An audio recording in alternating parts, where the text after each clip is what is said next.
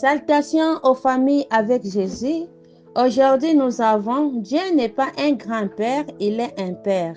Proverbe 3:12, ça nous dit ainsi: car l'Éternel châtie celui qu'il aime comme un père châtie son fils bien-aimé.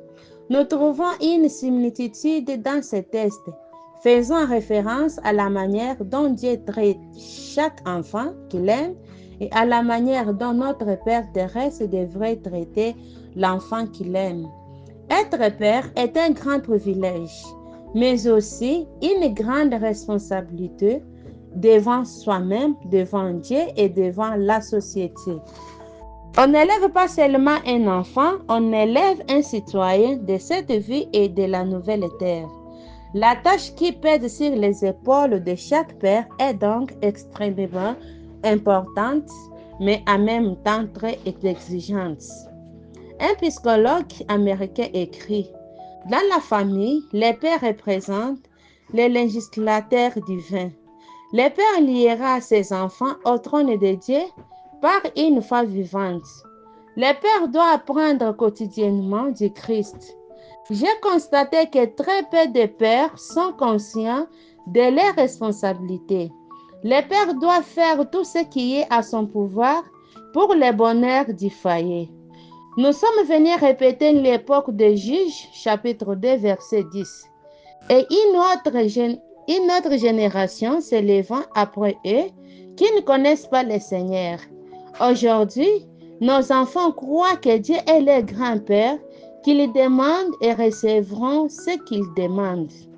Ils ne savent pas attendre et encore moins vivre une vie de relations permettantes avec Dieu. Ils n'ont pas vaincu d'expérience personnelle. Ils l'ont attendu par oui-dire à travers les expériences de leurs parents. Dieu n'est le grand-père de personne.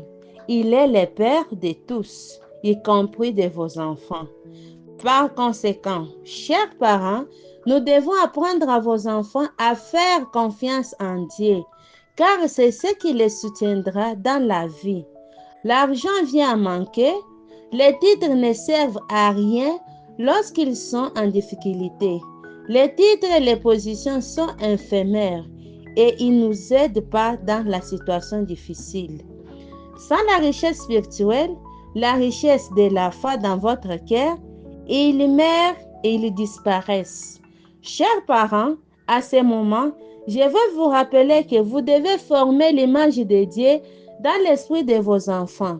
Dieu désire que vous et vos enfants aient la plus belle des relations afin que, lorsqu'ils lisent la Bible et appellent Dieu Papa, ils aient en tête l'image de vous avec votre enfant et croient que c'est ainsi que Dieu est avec eux. Un père qui aime, un père qui ne s'absente pas, un père qui prie pour ses enfants, un père qui n'abandonne pas quand son enfant semble ne plus progresser, un père qui ne se lance jamais de prendre soin d'eux. Nous prions. Seigneur et Dieu, tu nous as révélé une autre perle de vie. En tant que parents, tu nous as laissé un héritage précieux, nos enfants. Donne-nous la force d'accomplir notre devoir envers eux, de les amener avant tout à te connaître par leur propre expérience, qu'ils ne te connaissent pas seulement par oui-dire.